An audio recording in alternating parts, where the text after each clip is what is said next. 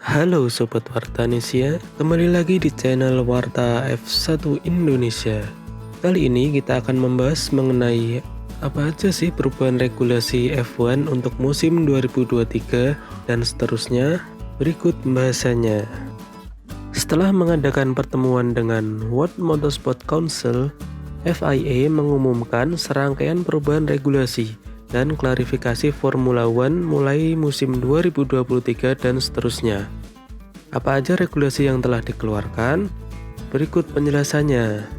Yang pertama adalah penggunaan kaca spion yang lebih besar. Mobil Formula One akan mendapatkan kaca spion yang lebih besar untuk membantu blind spot dan visibilitas yang lebih baik.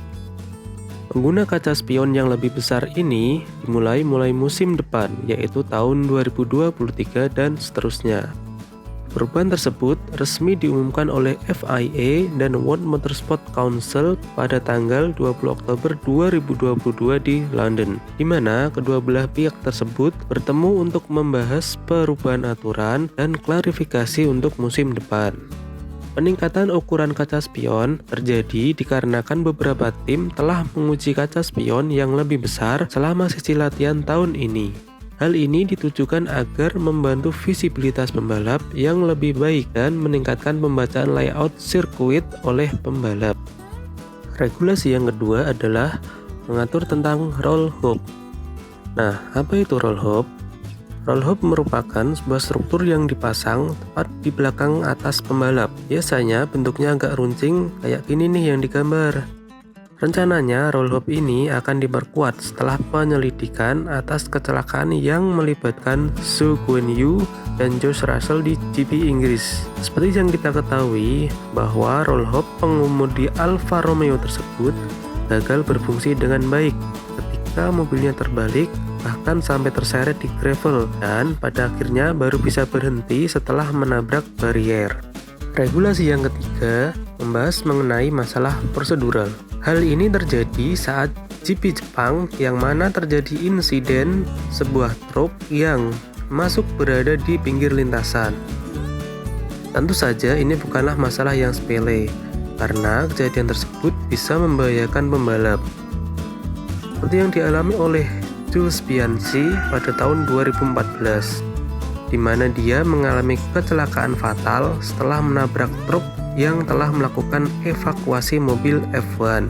Dan hal ini hampir terjadi lagi saat GP Jepang. Untungnya pembalap Pierre Gasly bisa menghindari truk yang berada tepat di pinggir lintasan yang dimana jarak pandangnya sangat terbatas. Dengan demikian, FIA harus benar-benar bisa mengatasi masalah tersebut agar tidak terulang lagi di musim berikutnya. Kemudian, regulasi yang dibahas adalah tentang penalti back of the grid yang akhirnya dilakukan klarifikasi oleh FIA. Selain perubahan regulasi F1, FIA juga membuat prosedur untuk menentukan posisi grid dengan kondisi mendapatkan penalti lebih dari 15 posisi grid. Kasus ini terjadi saat Charles Leclerc Ferrari telah mengganti power unit sebanyak 2 kali pada musim ini, yaitu yang pertama saat GP Kanada dan yang kedua saat GP Belgia. Pada saat GP Belgia, Ferrari memutuskan mengambil power unit dalam 2 tahap terpisah. Yang pertama dikenakan penalti 15 posisi grid untuk MGUK dan Energy Store yang baru. Kemudian yang kedua dikenakan penalti 5 posisi grid untuk ECU yang baru. Dengan demikian, Ferrari mendapatkan penalti yang tidak lebih dari 15 posisi grid. Namun, FIA mengatakan bahwa Leclerc tetap harus start dari posisi paling belakang. Regulasi yang lama berbunyi bahwa jika seorang pembalap dikenai penalti melebihi 15 posisi grid, maka dia akan diminta untuk memulai balapan dari posisi paling belakang. Nah, dalam hal ini, regulasi tersebut terdapat celah saat Ferrari mengambil penaltinya secara terpisah.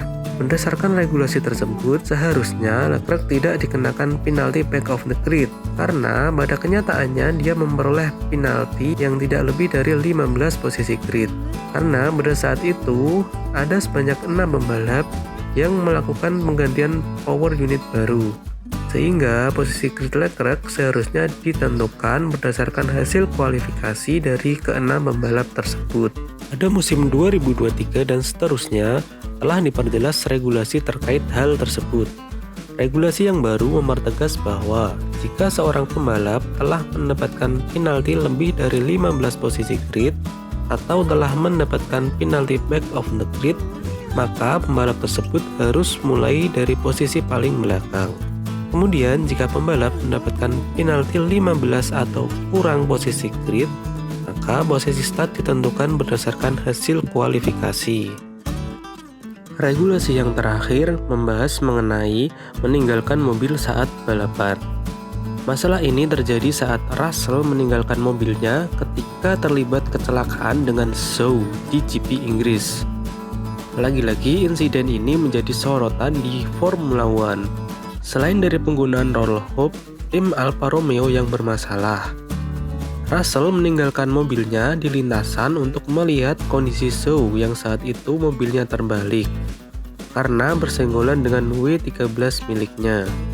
Namun masalah muncul ketika dia berharap diizinkan untuk ikut balapan kembali setelah sempat dihentikan oleh red flag. Pada saat itu FIA masih kebingungan untuk memutuskan apakah Russell diizinkan kembali untuk balapan atau tidak.